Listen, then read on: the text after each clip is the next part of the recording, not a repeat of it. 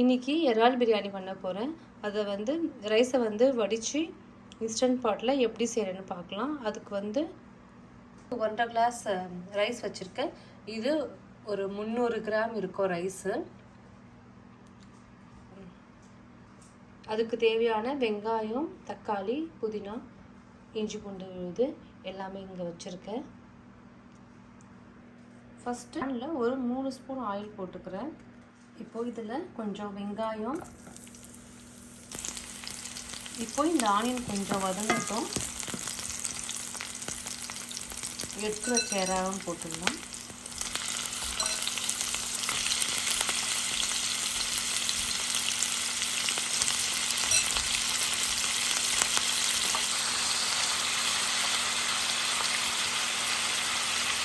இப்போது இறா நல்லா வதக்கிட்டேன். இப்போது இதில் இஞ்சி பூண்டு விழுது போடணும்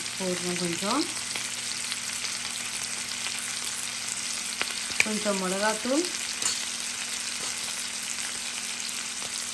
இதில் ஒரு 1.5 ஸ்பூன் மிளகாத்தூள் போடுறேன். இதில் உப்பு இதில் ஒரு ஸ்பூன் போடுறேன்.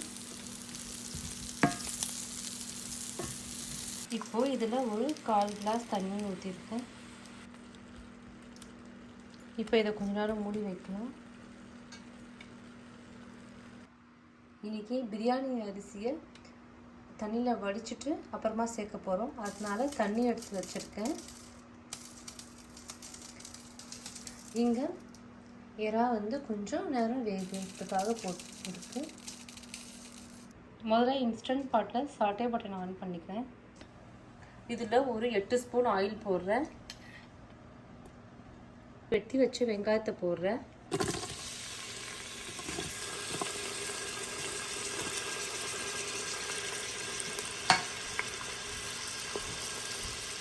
இதில் ஒரு பட்டை, 4 லவங்கம், ஒரு ஏலக்காய் வச்சுருக்கேன். இதையும் போட்டுடுறேன். இப்போது இதை நல்லா வதக்கிக்கணும்.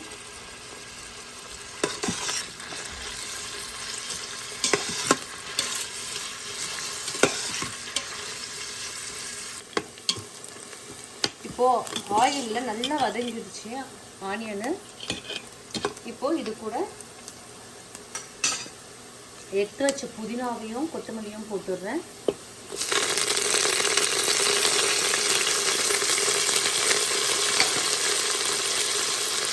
இதை கொஞ்சம் வதக்கிக்கலாம். இதில் காஷ்மீரி சில்லி கொஞ்சம் போடுறேன். இதில் ஒரு 1/2 ஸ்பூன்.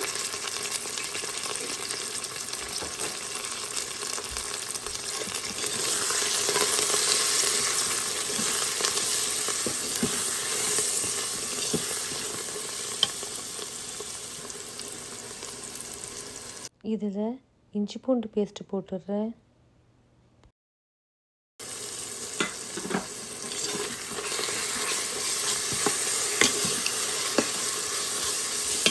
இப்போது தக்காளியும் பச்சை மிளகாவும் இதில் போட்டுடுறேன்.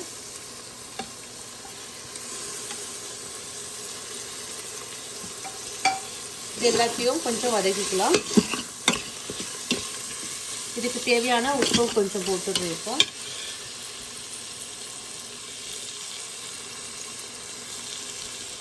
இப்போ கொஞ்ச நேரம் வதங்கட்டும். கொஞ்சம் ஸ்ட்ரிம் செஞ்சு வச்சுருக்கேன். இதை எடுத்து அதில் போட்டுடலாம்.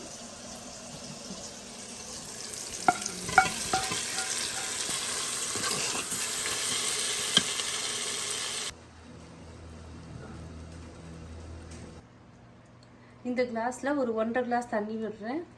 1.5 கிளாஸ் ரைஸுக்கு 1.5 கிளாஸ் தண்ணி இதில் போடுறேன்.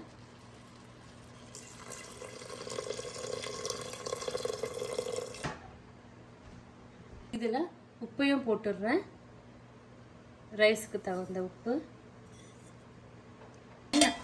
தண்ணி நல்லா கொதிக்குது. இப்போ வந்து இதில் கொஞ்சம் உப்பு போட்டுடுறேன்.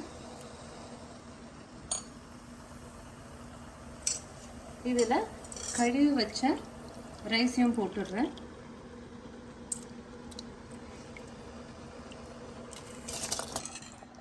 இப்போது 2-3 நிமிஷத்தில் ஒரு கோடு கோடாக வருது இல்லையா? இப்போது இந்த சமயத்தில் வடிச்சிக்கலாம். ரைஸை வடித்து எடுத்துகிட்டு வந்துட்டேன். இப்போது இதை எடுத்து அந்த இன்ஸ்டன்ட் பாட்டில் போட்டுடலாம்.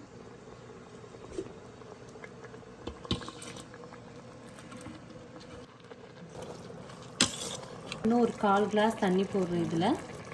இது வந்து அரிசி வடித்த தண்ணி. இது மூடி வச்சிடலாம். இப்போ இதை மூடி வச்சுட்டு ப்ரெஷர் குக் ஒரு 10 நிமிஷம் வைக்கிறேன். இப்போ பிரியாணி ஆயிடுச்சு, திறந்து பார்க்குறேன்.